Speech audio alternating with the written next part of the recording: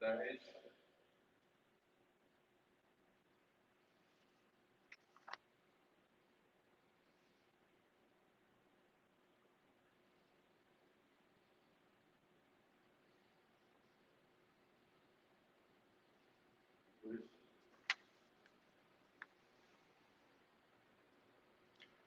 evening, everybody. Welcome back to the virtual walkthroughs of the exhibition Crosscuts, which is the open exhibition of Nara Roesler in New York.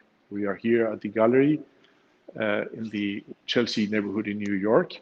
And we get today to the fourth chapter of this curatorial experiment that consists into a durational show in 5 acts or in 5 chapters.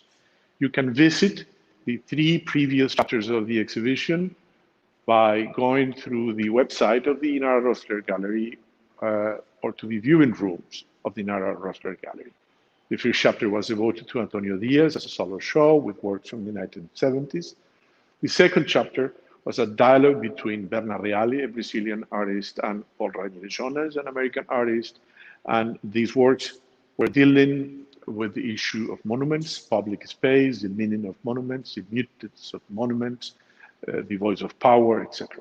The third chapter, last week, was devoted to 3 women painters from Brazil, Cristina Canale, Karin Lambrecht, and Maria Clavin.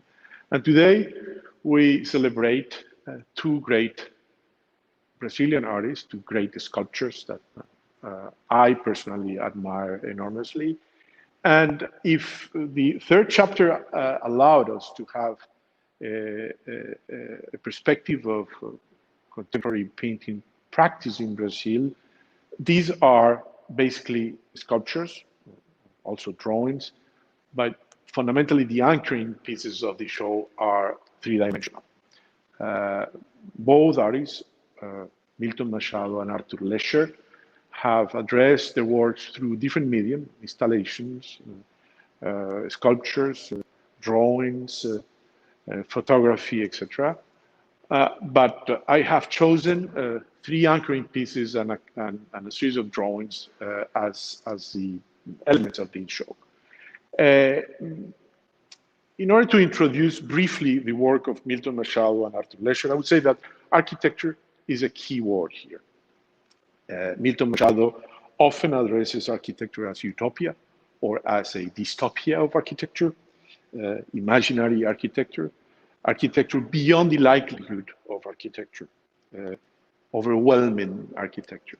And sometimes also he addresses landscape, imaginary landscapes, futuristic landscapes, abstract landscapes, all dealing with architecture. The drawings by Milton Machado that are installed here are drawings that might be compared to contemporary Piranesi, if you want, or to absolutely utopian forms of representation of urban sites and urban landscapes. Artur Lescher also deals a lot of architecture. His work since the beginning, since the late 1980s, early 1990s, but particularly these works today deal with the idea of fluidity in the space. They belong to a series called The Rivers, and they make me think that in the quest of the link between sculpture and architecture, Lescher deals with the idea of a space that is created by the sculptural pieces.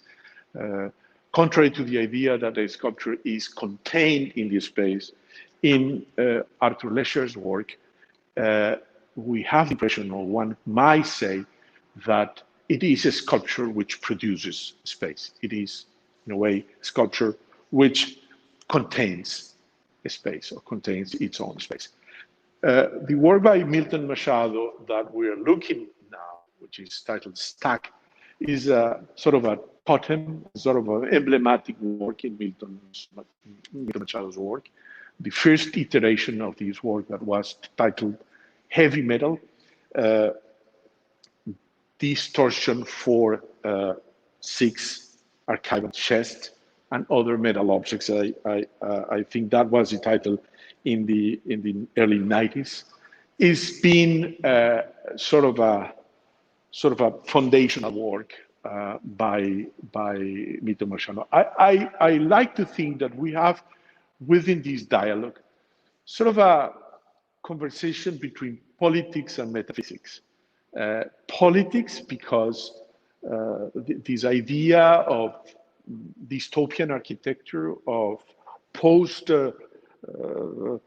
architectural architecture in Milton Machado's drawings and works, or for example, in a specific case of a stack, the idea of the stairs constituted by objects that belong to the world of bureaucracy has somehow a political dimension. If we think of the idea of bureaucracy as foundation of a modern culture of politics, then the bureaucratic object, which is emptied here, the metal archive, is structured as a stair, and stairs are, since ancient times, emblems of a multitude of meanings. Stairs of salvation, stairs of execution, the stairs that conduct to the site where execution is produced, stairs of power, monumental stairs, the very famous holy stairs that conduct Christ to the cross, and in the case of a stack, is a stair that goes to nowhere, to a known place, and somehow that known place could be interpreted as utopian or as the overwhelming of the very concept of a stair and architecture. And metaphysics, because in the work of Artur Lescher, I see this kind of quest for an absolute stasis or a prodigious form of equilibrium, or even a perpetuum mobile. The rivers, the series of rivers, deal with perpetuum mobile, with the perpetuum dynamism, to very ancient ideas, Heracleitian ideas of the water that flows into rivers, but notably in the case of the work at my left, which is titled Lete, refers to the river of Hades, the river of forgetfulness, of oblivion.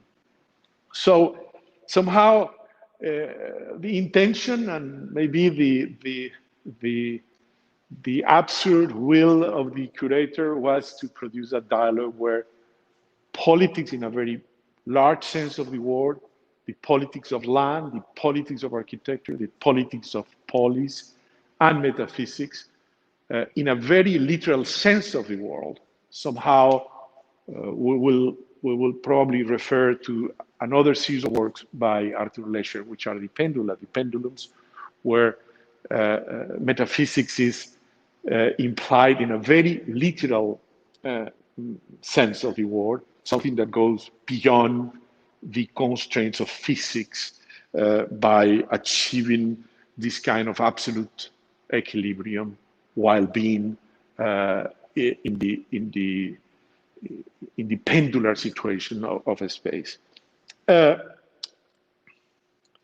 Often, Milton Machado's work is disconcerting, and I think among the archaeological reference of his work, we might name some artists who are linked to futurism, and there is kind of a post-futurism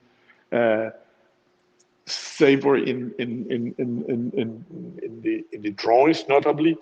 And concerning Lescher, I would say that the other phase of futurism, which is metaphysics in the sense of the Italian modernist metaphysic painting or metaphysical art, is also possibly among the historical roots that can be named for his work. I like to I like to think, and I was reading both texts by Milton Machado and by Artur Lescher in the last days, and looking at videos that you can also visit in the site of the gallery. And I was thinking about an angelical dimension, and you might be surprised by this idea, an angelical dimension of mathematics and geometry in these two exceptional artists.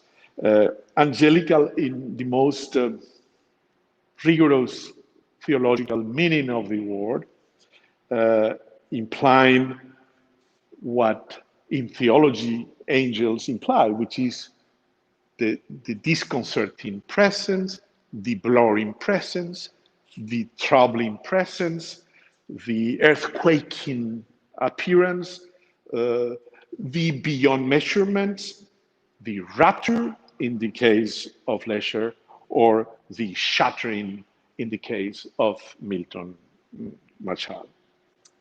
And there are two ancient ideas to which I like to refer in order to introduce our dialogue with the two artists who are with us today from Brazil. One is this Aristotelian idea that the dynamism of things in the universe is driven by things looking for their place. And that once things reach their place, they live in stasis. And I often think about that idea, pre-Newtonian idea of gravitas, in the sense of this ontological dynamism of things looking for their place and achieving their stasis, when I look at Artur Lescher's work. And another ancient idea, probably comes from my very strange early training in theology, is an idea from the Middle Ages that often was developed, enunciated by St. Thomas Aquinas about the angelical place. It is that idea that there is no such as a place for an angel. That is impossible. An angel cannot be in a place that the space cannot contain the angelical presence. The angelical substance is the container of space. And it's something that I remember discussing with friends who were at the time writing on Baroque painting and sculpture, and trying to understand what is the place of an angel in Bernini or in Baroque painters. And theologically, it's impossible to think of a place for an angel because the angelical substance contains the space. And I think when we get rid of the theological, religious implications, that is the very utopia of modern sculpture, a sculpture that contains the place, that is not contained by the place.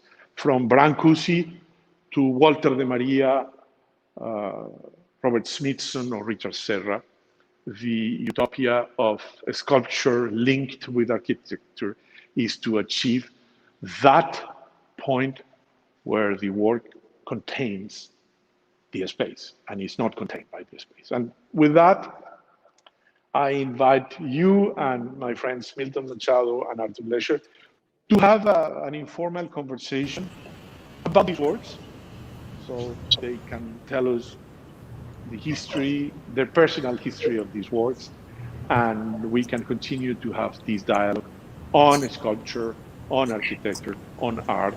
And of course, we are happy to answer also questions from the audience. So I'll move towards a table so we can continue the conversation. We continue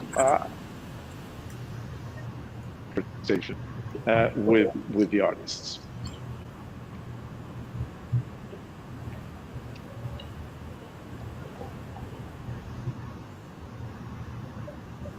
Okay. Boa tarde. Milton, Artur, are you listening to me? Does it sound good? Yeah, it's fine. Yeah, wonderful. It's fine. Okay, so let's start with Milton. I have him by chance at the top of my screen. So, Milton, tell us about Stack and about the different iterations of the work. I referred to the very first, I think, iteration, which was heavy metal, and the fact also, if I am not wrong, that heavy metal was linked at that time to a sound performance, a music performance. And tell us about how did you come up with this work and so on. I mean, heavy metal was made in 1986, not at the Biennale. The work at the Biennale was called Hi-Fi. Hi-Fi. Hi-Fi was at the Biennale, 19th Biennale, when I met Artur. But before, 1 year before, I made the first version of this sculpture, which was called, as you said, heavy metal. Heavy metal because it was all metal. The plane test was metal. I incorporated the elements, objects that were incorporated as instruments, let's say, to compose music. I wrote a score, a very alternative score, of course. It was not a pentagram. And I called a very dear friend of mine who is a fantastic composer of electroacoustic music. His name is Rodolfo Caesa. And together we composed this heavy metal composition, very heavy metal indeed, that made more noise than anything else. And I dedicated, it was funny because you mentioned futurism, and I dedicated this piece to Luigi Russolo, who wrote The Art of Noise, right? As one of the manifestos of the futurist group. It would be complicated to explain how the work worked, but anyway. The next year I did Hi-Fi, which has already, also has an explanation for the title. It was called Hi-Fi, High Fidelity, because the brand of the planchette was Fiel, so which means fidel, loyal. So, and I asked my friend Rodolfo to go to the factory and record the sounds of the fabrication of these things, which he did. So whereas in heavy metal it was very heavy metal, the other piece, Hi-Fi, was very cool, very cool. It was nothing heavy, very light music. And I remember Brian Eno visiting the work and listening to the work with very much interest. Right? So this Stack is a kind of granddaughter of these two sculptors, right? The other thing that I would like to comment is the architecture. By the way, I am an architect by my background is architecture. By training. I generally refer to myself as an architect without measurements. Meaning, if I have some measurements to use, and I usually use these measurements, they are probably connected to those meters that Duchamp left. Measuring 1 meter, remember, 3 centimeters. Yeah, exactly. So do not build anything with that, because the building will fall apart. Yeah, it's not to be used as an official measurement.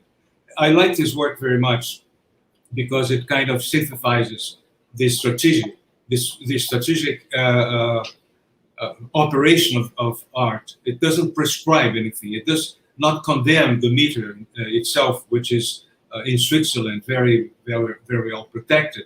That is used to, for example, to build airplanes or buildings, etc. So don't use Duchamp's and Milton Machado's measurements, because the building will fall apart. Very good. And just I'd like you to comment on while installing the piece, I was thinking of Donald Judd, and you mentioned Donald Judd in a recent conversation you had. I have to say, because Milton Machado is having an exhibition at the Nara Roesler Rio de Janeiro venue showing his drawings. And here in New York, the Museum of Modern Art just closed last week, probably the largest retrospective of Donald Judd in many years. But I like to think this as both as an homage and also as an irony of Donald Judd, because somehow Donald Judd transformed utilitarian furniture into absolutely specific objects, but also indifferent specific objects. But you are using here objects that have an utility for a structure that is useless. And somehow we cannot say in rigorous terms that this is minimalist. It is not, because it's composed. But the presence of Judd appears there both referred and shattered in a way. Yeah. And then can you refer to the drawings? Would you like me to talk about the drawings? Yeah, but if you want to talk about Donald Judd and how... Well, I'm very interested in Donald Judd's work, and also in his writings. I think he's a great writing. Every year there's this fair, Arte Rio, right? And sometimes they bring Donald Judd's works to exhibit in this fair, in this art fair. And every year I go to these people, the gallery who represents Donald Judd's state, and I ask, how much is this work? They say, well, $350,000. I say, okay, I'll go home, think it over, and next year I'll be back here. I was never able to buy Donald Judd, which is a real shame. But I'm very interested, not only, as I said, not only in his sculpture, which I think is brilliant, but also in his personality. I mean, the reaction that he represents as against painting. He wrote very negative articles talking about the painting in the 80s in the United States. He laments, oh my God, what is going on to American art? Yeah. So in the 80s, I was also kind of suspicious about painting in the 80s. Afterwards, I kind of reviewed my position. So today, I think I'm much more flexible. I accept even paintings that I don't like, even artists that I don't like. I would say I'm more democratic, right? Going back to the situation as an architect, right? Besides being an architect by my background is architecture, right? I did two postgraduate courses after I graduated. I graduated in 1970. In 78, I guess, I attended a very bad course in urbanism in the same School of Architecture in Rio. On the same building, there was a very excellent course, master degree and doctorate degree course, which I attended. And I got my Master of Science in Urban Planning. Mm-hmm. So I'm not an urban planning. I'm completely not against, but I look with very suspicious look the practice of urban planning. The title of my dissertation was History of the Future, which is a work I've been doing since 1978, right? Which kind of comments, you said things that apply specifically to history of the future. Like, I have to confess also my admiration for not only Donald Judd, but by architects and groups of architects like Art Brown in England and Super Studio in Italy, and Iona Friedman, who just died the other day, right? Who proposed a mobile kind of architecture. So this kind of non-rationalist architecture really attracted me very much. History of the Future is a very special work. I've been doing this since 1978, as I said. And in the book, Cabeça had that you have. You will see references to the almost fantastic experience that I had in a city in Sicily called Gibellina. Maybe you heard something about this city. It was completely destroyed by an earthquake in 1968. Mm. People lived in the rocks for 12 years. They built a new city close near the old city. Mm. And I spent like 1 month there making drawings. And for the first time, I built the models of destruction that was destroyed. This amuses me very much because the model of destruction was destroyed. It's part of its destiny to be destroyed, the model of destruction. It would be absolutely impossible to describe this work. But just to finish, Gibellina was completely destroyed by an earthquake. And the origin of History of the Future is exactly an earthquake or a sequence of cataclysms that occurred in the Cambrian times, right? So we had the Pangaea, the continent that was one whole continent. Mm-hmm. And because of cataclysms like, for example, earthquakes, it was split to form the continents that we know today. Mm-hmm. So this is a fantasy, but it's also very much objective because I would say the Gibellina kind of exemplifies this fictitious city that I painted. Yeah, these are reference to the germinating power of catastrophes, and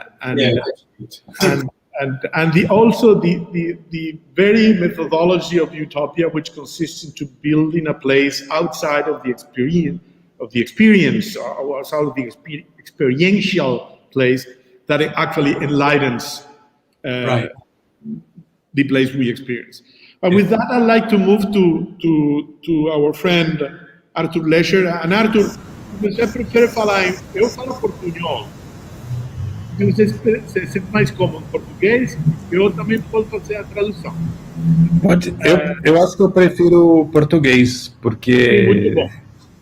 Tá. Muito bom. Então, eu vou fazer a pergunta em português e traduzo para a audiência em inglês. Você fala em português e eu traduzo. Eu queria que você, falando desse poder, ou bem dessa referência que fiz, Milton, para a exacerbação do paisagem urbano, em esses desenhos delirantes, o poder germinativo das catástrofes, a construção de um lugar fora do lugar, quase que como um contraposto perfeito. A obra sua, para mim, tem uma ressonância de contenção do lugar. Ela produz para mim o lugar, mas não só nos rios, rivers, que está na exposição, onde a questão da fluidez está presente, mas também nos pêndulos. Eu vou tentar fazer assim, porque aqui temos um vinho maravilhoso, 3 pêndulos no Brook Show, ao lado de Spallanzani. Mas nesses pêndulos, você procura e logra essa concentração quase infinita do lugar. É um lugar... eu só posso compreender através daquela ideia aristotélica, não? Aquela estasis ideal das coisas que chegam a seu lugar. Então, I just asked Artur about me coming from this reference about the germinating power of catastrophe that Machado was referring to, this idea of delirious drawings depicting crazy, impossible architectures, this idea of structures that overwhelm their own structural logic, overwhelms architecture, as almost at a perfect contrast to Artur Lescher's work is about the contained. It's about looking for this absolutely perfect equilibrium in a precarious structural logic that is masterfully achieved to a point that one imagines an infinite place. If I might say, a place is always singular, but a place that can contain, and a left, a place that can contain all the places. And the pendula are examples of that. But on the, I have to confess that my very first intuition about the dialogue we created in the crosscut chapter was two different kind of works by two different artists that are dealing with the idea of dynamism, kind of mobility, the stair, the stacks, and then the rivers, and the fluidity of it. So I like Artur to expand a little bit about these ideas and about the words, and then I will translate into English his. And I understand that when I am forced to speak in English, but I would prefer to speak in Portuñol or in Spanish. Go ahead, Artur. Bom, então, tá. Bom, Luiz, Milton, primeiro um prazer estar aqui com vocês. Milton, meu amigo de longa data, que a gente se conheceu na Bienal de 87, e o Milton sempre foi um mestre para mim, né? E eu acho que a gente tem um paralelo, assim, no nosso trabalho. Eu acho que é um pouco difícil de explicar, mas eu acho que o meu trabalho, ele busca mesmo uma síntese. E para falar dos pêndulos, por exemplo, o primeiro pêndulo, ele só queria dizer sobre o movimento do próprio pêndulo. Então é um trabalho que fala de si mesmo. Com o tempo eu percebi que essa relação em si, ela transcendia isso. Como que isso acontece? Assim, se o pêndulo é um índice de um instrumento sensível que aponta e mostra a gravidade, por exemplo, que todos estão inseridos nela, quando você começa a lidar com essa questão de tirar o peso das coisas, então, um pouco a ideia da suspensão, né? Então, você, ao mesmo tempo que você trabalha com a física pura, então, porque no momento você fala que o trabalho é metafísico, mas ele é uma metafísica que é construída pela própria física. Toda a física é ativa, mas eu procuro achar um ponto onde isso se aproxima de um certo zero da ação da física. Então, quando a peça está suspensa, ela se deixa mostrar o que a matéria dela quer dizer. Então, é quase como uma permissão para que a matéria flua, né? Então, para eu traduzir, senão vou perder muito. Tá. So, first of all, Artur mentioned that he's very close to Milton Machado, that they are very good friends, that they knew each other in the biennial in 1987, and that since then, Milton Machado has been for Artur like a master. And that he thinks that they have very much common interest, and he's very, very happy and glad to share these moments with Milton and with you, the audience. Then, going forward to the question I dare to ask, he mentioned the idea. He started to tell us about the origin of the pendula, or the pendulums that he produced. He said the first pendulum was an instrument that was dealing with movement, with its own movement, and that was looking for the containment, the absolute containment of its own movement. But since then, he referred to the fact that I mentioned metaphysics, but he said metaphysics is founded. Metaphysics, okay, to the degree that it is founded in physics. It's about a quest that deals with physics. And that quest that deals with physics looks for this suspension, for an idea of suspension. And I know I will add something. I'm a very bad translator because I add from myself, Artur, but I think this will help the audience. I know that Artur is interested in philosophy, and in phenomenology, and this idea of suspension is important for phenomenology, but he states the fact that this quest or this investigation that deals with physics looks for the suspension of physics in a way that it absolutely leaves material, to be by itself, in itself, and then from there to go to its own specific fluidity or movement. Go ahead, Artur. I don't know if I translated this well.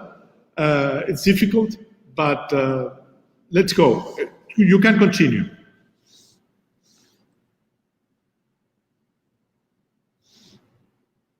Dos rios também, assim...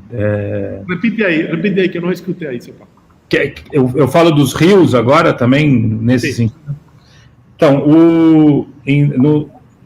acho que 2006, ou no começo dos anos 2000, eu comecei a pensar os trabalhos como paisagem, assim, como uma possibilidade deles serem uma expressão da paisagem, mas não seria uma representação da paisagem.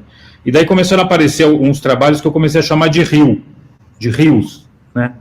Rivers, né?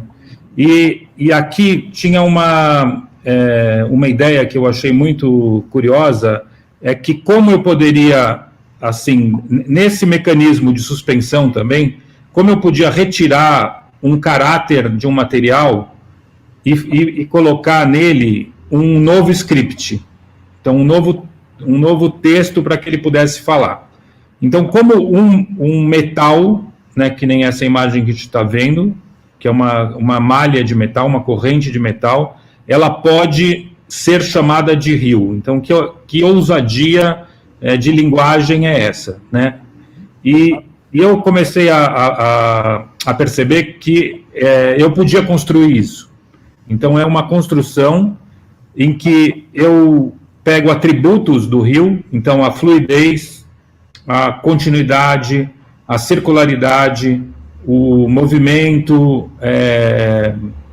o movimento que o espectador tem ao passar pela obra, na medida em que ele ativa um movimento latente da peça, ou potencial da peça, e todos esses atributos, eles são semelhantes ao do rio natural.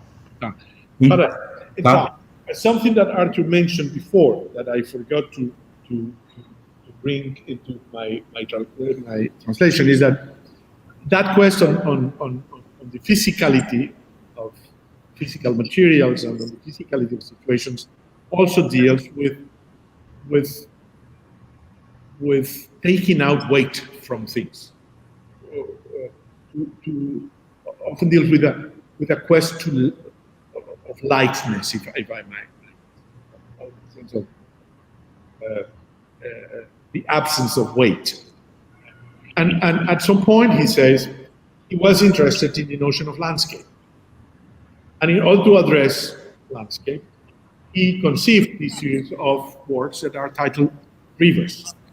And very much thinking of how to rewrite a script for a specific materiality, let's say metal, as in this case. We're looking at the video screen, which is how do you say in English, Milton? Maya, like a screen of metal woven that is there installed against the wall and supported by these structures, and how to script a different narrative for the material in a way that the material being itself starts to deal with conditions or circumstances that might be linked to the idea of landscape. In this case, the fluidity, the movement, the circularity, but not only the movement that is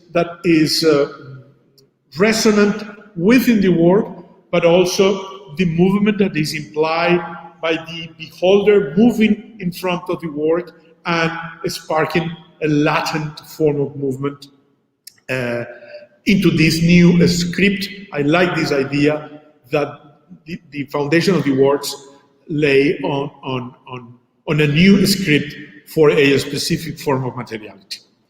Go, Artur. Tá. Bom, então nesse sentido, eu vou fazer uma ousadia aqui com o Milton Machado, tá? Que é meu amigo, ele que me perdoe. Mas, por exemplo, esse trabalho do hi-fi, que você estava descrevendo ele, eu vou fazer uma leitura minha desse trabalho, que obviamente não é a leitura, é uma leitura, que o objetivo disso é um pouco passar o que eu penso do meu trabalho, tá? Então eu vou usar o trabalho do Milton. Quando ele trabalha essa ideia da escada, para mim, de imediato, vem a palavra escala, tá certo? Que, assim, o Milton, ele fala das medidas, como ele usa as medidas. A ideia da escala, por exemplo, eu acho que ela é uma ideia da arquitetura, mas é uma ideia da filosofia também. Então, quando você usa a escala, você está falando de uma proporção, então, de alguma coisa que referencia as outras coisas. Então, aquilo é um instrumento de referenciar as coisas. Agora, o que eu acho que é curioso é que a escala está ligada à ideia de proporção, e, em última análise, a gente chega numa ideia que é uma ideia que não é nem da matemática e talvez seja da política, inclusive, como você citou, que é a ideia da igualdade, né? Então, o que é proporcional e o que é igual? E como você mede essa igualdade? Então, um pouco o que eu gosto de fazer é usar os materiais e a construção dos materiais, porque os materiais, eu penso ele como palavras, então eles são os elementos para eu construir um pensamento. Mas, no final, a ideia que eu persigo, ela está no final desse processo, onde eu posso dizer que a escala ou a escada que o Milton faz é uma discussão sobre o que é igual, o que pode ser igual, o que pode ser democrático, o que pode ser justo. Então, é um pouco, assim, usar um pouco a medida da matemática para resgatar a ideia que eu acho que é a mais relevante, que é a ideia da relação entre as pessoas. E não é só o purismo da formalidade da matemática, entende? Não sei. Para aí, porque aí foi bem fascinante. O Artur começou a falar. Artur started this segment of his statement by asking permission to Milton to use Milton's work and to produce his own interpretation of this work that we're looking at in the screen, which is the hi-fi or the stack, and referring to the homonymous sound in Portuguese and in Romance languages between escada and escala, escalera and escala, which is stairs and scale. And so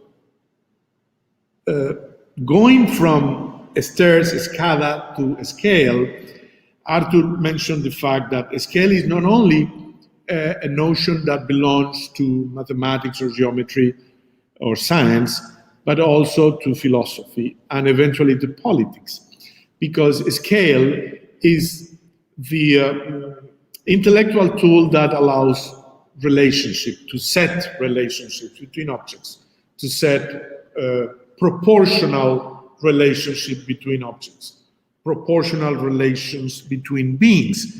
And then from that ground, from that conceptual ground, scale as an intellectual tool that allows to set, to establish, or to propose relationships between things, we can get to the idea of the equal and non-equal, to the idea of political proportionality too. And ultimately, he ended up saying that for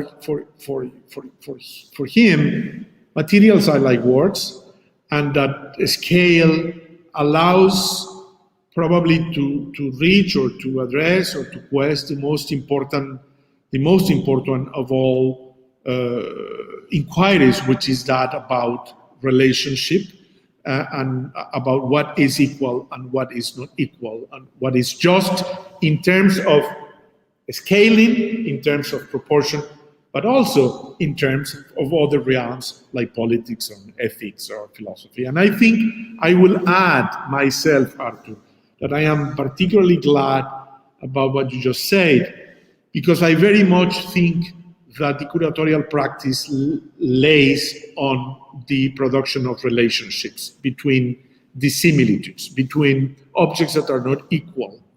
And it is in the interstices, in the interval, that this non-equality between objects there is where you can produce eventually new meanings or new propositions of meanings, and so we always are in this kind of polarity between what is absolutely not equal, or the dissimilitude, and the similitude, and what is equal.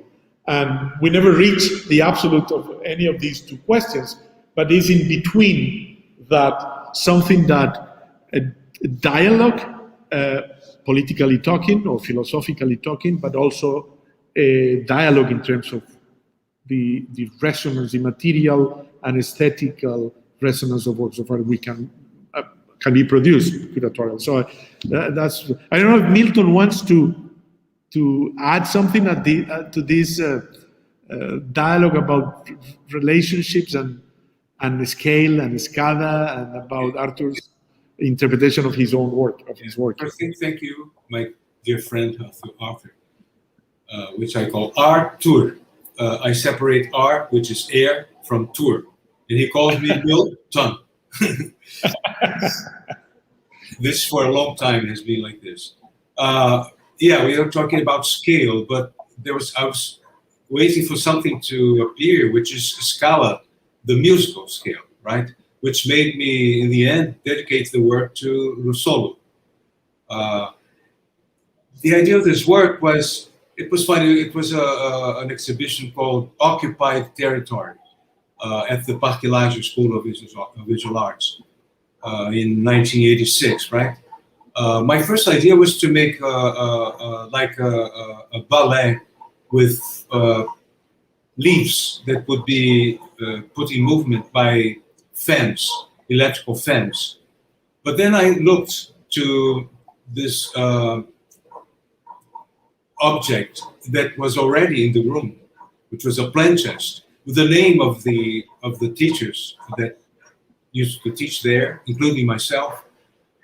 So they were identified. I mean, drawer number 5 belongs to Orlando Molica. Number 7 belongs to this guy, to the other guy. So there was a kind of identity as teachers. We were all teachers, right? But each drawer belonged or corresponded to a different person. So this is already a kind of question related to identity, right?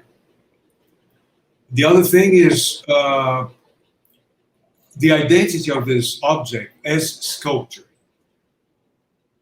I will have to explain to you a little bit more how the sculpture worked. As I said, there's a composition, a musical composition made by my friend Rodolfo Caesa, which uses 2 different origins of sounds. The first one, the first series, the first family of sounds is given by the movement of the drawers being pushed against the furniture, right? So the notation would be S, spum, spum, spum, spum, spum. And it will, each time they have different distances to make, right? So the objects that corresponded to the different drawers, number 1, number 2, number 3, number 4, number 5, they, the listener, already calling the spectator listener. He finds the correspondence between these objects number 1, 2, 3, 5 to the drawers that correspond to this structure. So the other sound, the other family of sounds was a kind of circular relationship between these 5 objects, like, a sphere that runs against a rod. Anyway. So in the end, this sculpture becomes a non-sculpture because it's kind of it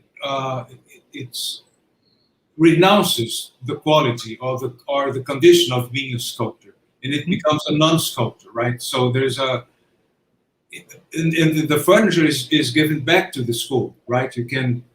I once tried to donate this work to the Museum of Modern Art in Rio, and people asked the curators, the director said, well, how are we going to store this thing? I said, well, use them, just use them. They are planchets, right?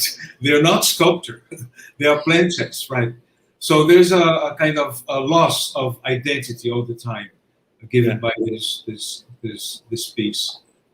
That's great, Artur. I just want Milton, and you answered a question I had about the sound element as something that actually was driven by this idea of occupying space, which I think I'd like to go back to Artur, and then probably we can open for questions if the audience has questions. But I am very taken, Artur, by Among the Rivers, the Lethe series, which refers to a mythological river of oblivion, or forgetfulness, and about the idea of forgetfulness, which I very much as poet I'm taken about. And there is a whole philosophy of oblivion and a whole existential condition of oblivion, and particularly today. But and often repeat this beautiful phrase by Pascal Quignard, saying that we forget, do not forget us. But I was looking at the dialogue between you and Agnaldo Farias recently, and Agnaldo referring to this very first pendulum as almost instruments that are measuring imperceptible, I would say, energy, or like something that is beyond our perception, that are getting resonance that we cannot receive.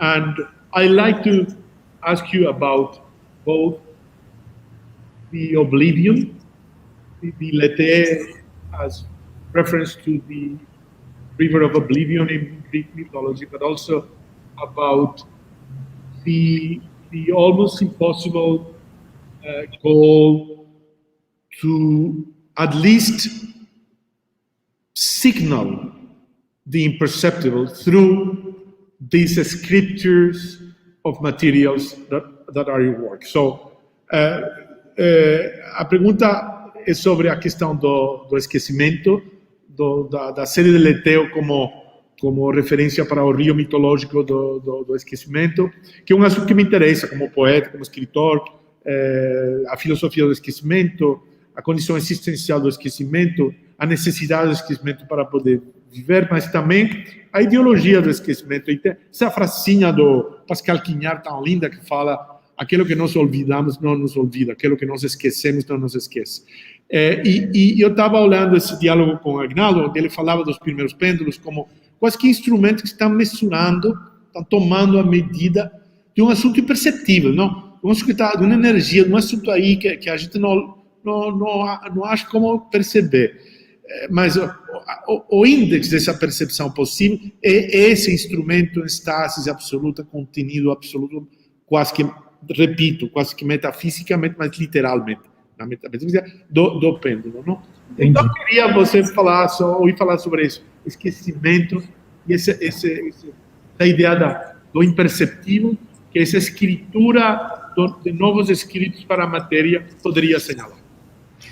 Então, essa pergunta é assim, eu não sei se é muito fácil de responder, mas eu vou falar um pouco do rio Lete. O rio Lete, ele está referenciado mesmo no rio do Hades, que é o rio do esquecimento, em que quando as pessoas morrem, a alma mergulha nesse rio, e esse rio, ele esvazia a memória dessa pessoa. O rio Lete, ele é feito de feltro, tá certo? Assim, basicamente, o aspecto do Lete mesmo, do rio Lete, ele está associado nesse material do feltro, porque o feltro é um material que é um tecido que não é um tecido, ele é feito por aglomeração, e ao mesmo tempo ele tem uma qualidade física de absorver toda a vibração e toda a energia que tem no espaço. Então, a associação, assim, o nome do LET veio por uma característica desse material.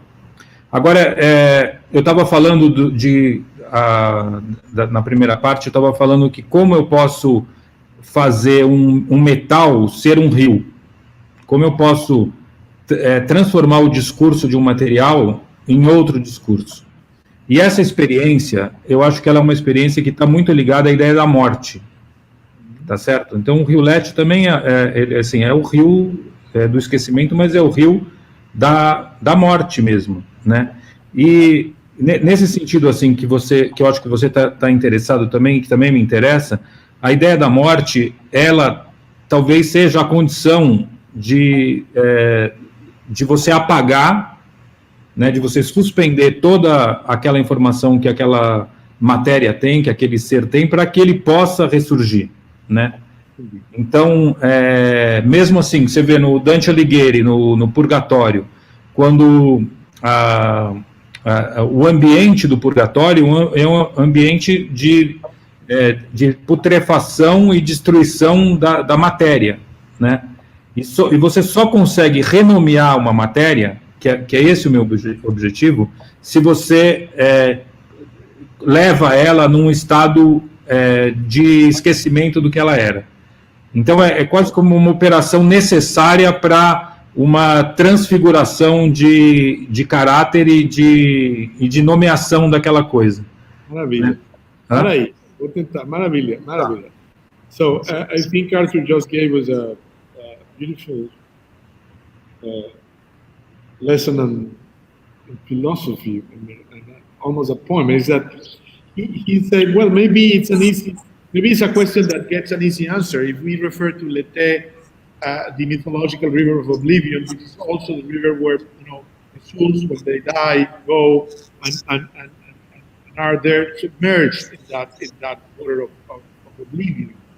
But then he said that very much the idea of this series of rivers called Lete comes from the material. The material is felt, and felt is a text. It's not a textile. It looks like a textile, but is made of accumulation, not weaving. And the virtue of felt is to absorb sound, to absorb and to tame sound, and so in a way there is this relationship between the material condition of felt, which is the material of the work, and the taming, the muting, the suspension of information and of remembrance and of memory that is implied by forgetfulness and oblivion. And he was saying, well, the way he likes to rewrite the script of the material so they become telling a different story that is the story, or telling a different narrative that is a narrative that is usually attributed to those material, implies suspending them the same way that the souls are submerged in the Lete River. And this is something that has to do with death, with the notion of death. And that's where I am taken by your answer, Artur, is death is a condition. I mean, death is what? You turn off everything. You turn off all your memories. You're deaf. All the information is turned off. And that is the condition for survival, for the coming back again in the form of memory. I think that is, and this is now me adding to, probably unnecessary, adding to this beautiful answer by Artur, because as an art historian, my theme is survival of forms, and therefore oblivion. And I do think that art history is nothing but the temporary oblivion of forms that get to survive in transfiguration, in a different form. And so I'm happy that you mentioned that idea, and I think it's a beautiful way to probably open, because we have already been talking during an hour. Maybe if the audience have some questions, I think Artur and Milton will have to answer them, and I will be happy to translate for the American audience whatever Artur has to say in Portuguese. So maybe Rafa, who is the control operator in Sao Paulo, can tell us if there are questions. Otherwise, I was very happy with this discussion, and it confirms my certainty and my intuition that we are here to absolutely exceptional artists, and nothing is more rewarding than working with great works of art and with great artists. So maybe let's see if there are questions, if people are shy or not, and if there is no questions, we might be saying quietly goodbye and to the next time. But let's if you want to add something, Milton or Artur, happy to continue, but we are advised not to go over 1 hour. You know, we live in times of not times of suspension, times of reduction. I was about to add something interesting, because I wonder if you have noticed on the background here. Can you see? Do you know what these things are? What are those? They are the cases of my guitars. Yeah. The fact that I see. Yeah, now I see. I have 4 guitars, so I can say that I play guitar. Like an amateur, of course. But this has to do with this very long time association with my friend Rodolfo Baeza, who is probably listening to us. He's a wonderful, fantastic composer. And we have at least 10 or maybe 12 works that we did together. It's a very long-term collaboration. But I would like to tirar uma onda in Portuguese, right? To show my case. I'm very proud of these instruments. So this has to do with the understanding of myself understanding my sculpture as music, like Scala. Well, I'd like to thank you, Luis Pérez-Oramas and Artur Lescher, and of course the gallery, Rafa, who is on the background, for this opportunity. Thank you very much. It's great to participate. I invite you to come to Rio to see Arte Não Desenho, which is the title of my exhibition in Rio. Artur is going to be on view until when? Yeah. Milton is going to be on view until when? I think beginning of March. I'm not sure, but it's something like the beginning of March. Good. Artur, you want to add something, or maybe just? I am very thankful for you both, for your time and of course for your work. Thank you. Bom, obrigado pelo convite. É um prazer estar com o Milton, assim, nesse tempo que a gente não pode se ver, então, pelo menos a gente se viu, né, Milton? E Luiz, muito obrigado pela tradução, tá? Acho que eu acho que foi super bem. Obrigado. Uma tradução criativa, ó. É a melhor coisa. Criativa. Não, foi legal. Obrigado. Creative translation, Artur. Eu fico muito tímido de falar inglês com vocês dois, sabe? Porque vocês falam muito. Eu falo, o Milton fala um inglês perfeito, eu falo inglês ruim. Velho não aprende língua, não. Eu chego aqui já velho, né? Então não aprenderei nunca o inglês. Eu sempre falo para a Rafa. I am saying that my English is awful. I take this opportunity to excuse myself with the audience about my English, and I totally understand, Artur, that we both feel like Ok. the wonderful, masterful way Milton speaks English. We are a little bit shy, but thank you very much, and we invite you all to the next chapter of these virtual walkthroughs next week. That will be the final chapter of this exhibition will be devoted to Tomio Otake. So good evening, good night, and thank you very much. Bye-bye. Bye-bye.